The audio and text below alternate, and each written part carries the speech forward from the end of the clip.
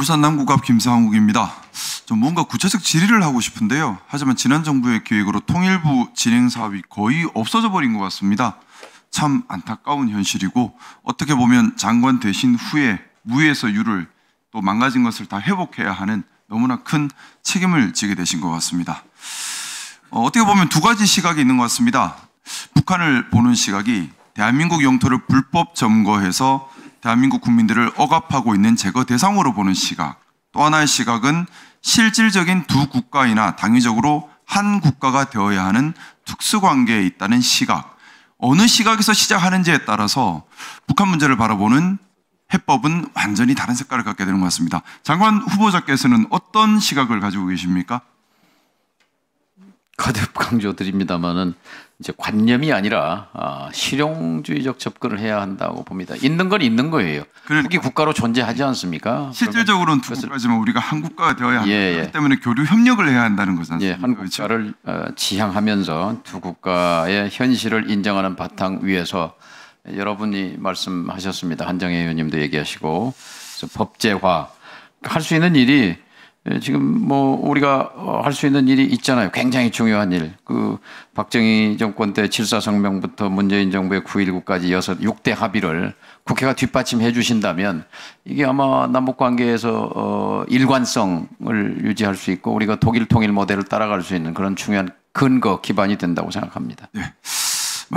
말씀하신 합의가 이루어질 수 있도록 저도 애를 많이 쓰겠습니다. 제가 이 질문을 여쭤본 것이 보면 북한을 바라볼 때 계속해서 제거해야 될 대상적으로만 바라보는 시선들이 있습니다. 그것 때문에 우리나라 안에서 합의가 이루어지지 못하고 계속해서 정책의 일관성을 이루어가지 못하는 시각들이 있는데 이런 부분들을 바르게 바로잡아가는 것도 통일부의 중요한 역할이 아닌가 싶어서 그렇습니다. 연장선상에서 말인데요. 미국과 중국의 대립이 점점 심해지고 있습니다. 아마 앞으로 더 심해질 것입니다. 북한을 적으로만 규정하고 북한과 한국과 북한 사이에 대립이 심해진다면 저는 좀 우려스러운 것이 그런 겁니다. 지금 북한과 러시아가 가까워졌고요. 또 중국과 북한의 관계는 계속해서 혈맹 관계로 가고 있습니다. 그러면 북한은 어떻게 보면 중국과 러시아에 이용될 수 있는 존재일 수도 있습니다.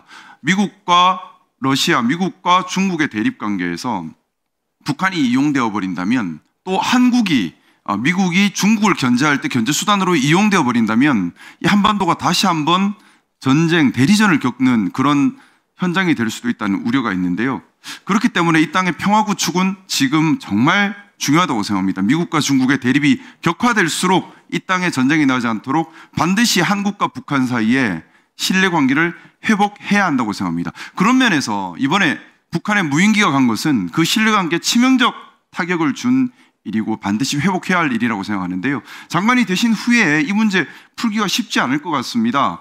저 개인적인 생각으로는 국회에서 이 북한의 무인기 보낸 부분에 대해서 청문회라도 열어야 되지 않은 것인가 그런 생각도 가지고 있고 또 장관 되신 후에 북한의 특사라도 가서 이 부분에 대한 신뢰 회복이 필요하다는 생각인데 여기에 대한 후보자님 생각은 어떠십니까?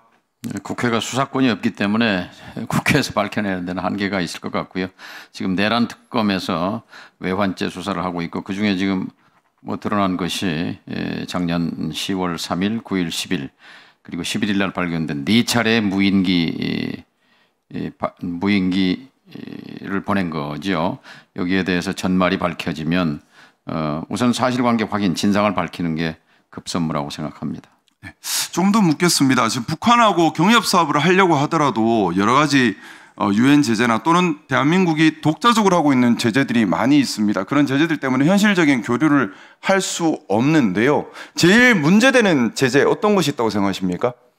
지금 2중, 3중, 4중의 제재 틀이 작동하고 있습니다만 그중에서도 2010년 524 제재 같은 건 사실상 사문화돼 있습니다. 우리 정부가 결정한 거기 때문에 우리 정부가 결정해서 풀 수 있습니다. 남북대화 재개 국면이 되면 이것도 깊이 검토할 필요가 있다고 생각합니다. 네.